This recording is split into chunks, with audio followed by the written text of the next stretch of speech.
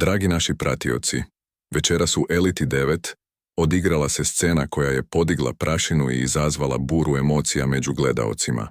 Sve oči bile su uprte u Asmina Đurđića, čoveka o kome se danima priča, koji je sada konačno otvorio dušu i priznao da mu bivša devojka, Stanija Dobrojević, itekako nedostaje.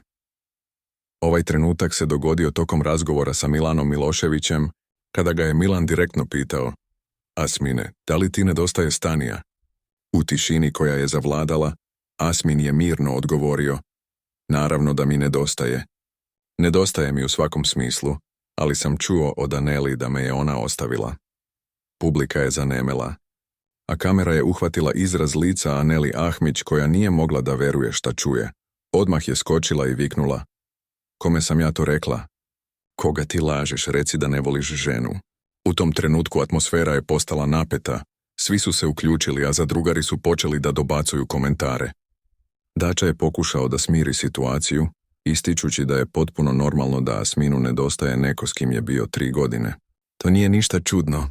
Svako bi isto osjećao na njegovom mestu, rekao je Dača, ali ga je Miće odmah prekinuo i počeo da provocira spominjanjem Asminovog oca. Tada se u raspravu umešao i Ivan, koji je rekao nešto što su mnogi potvrdili klimajući glavom.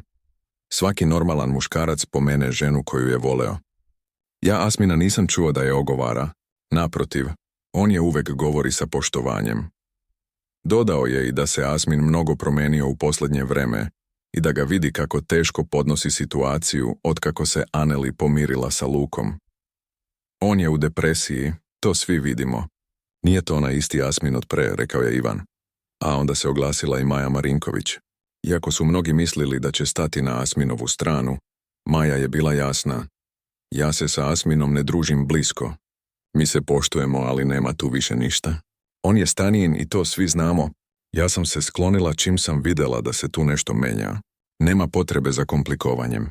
Ivan joj je odmah dobacio: ti si se povukla, a Luka ti je tu flertovao.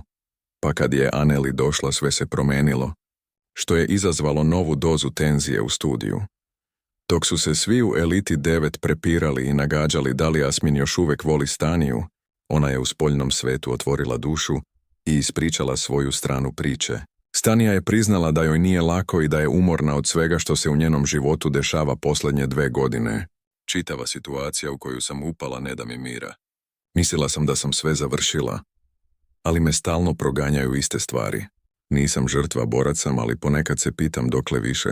Taj čovjek da je bio pravi, bio bi sa mnom, ne bi završio u realitiju. Bio bi posvećen ljubavi, životu i poslu.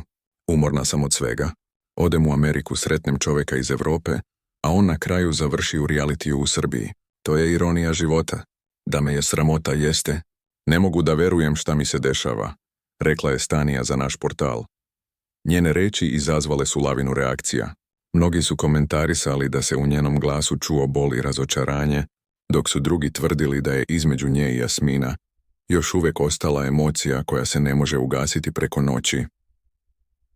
Dragi gledaoci, jasno je da veza između Asmina i Stanije nije obična priča. 3 godine ljubavi, putovanja, planova i zajedničkih trenutaka ne mogu tek tako da se zaborave. Da li će sudbina ponovo spojiti ovo dvoje, ili će svako od njih nastaviti svojim putem? Da li Asmin zaista pokušava da potisne osjećanja ili je ovo njegov način da se izbori sa bolom? Pišite nam u komentarima šta vi mislite. Da li Asmin još uvijek voli Staniju? I da li bi njih dvoje mogli ponovo da se pomire? Vaše mišljenje nam je važno, jer ova priča čini se tek počinje da se raspliće.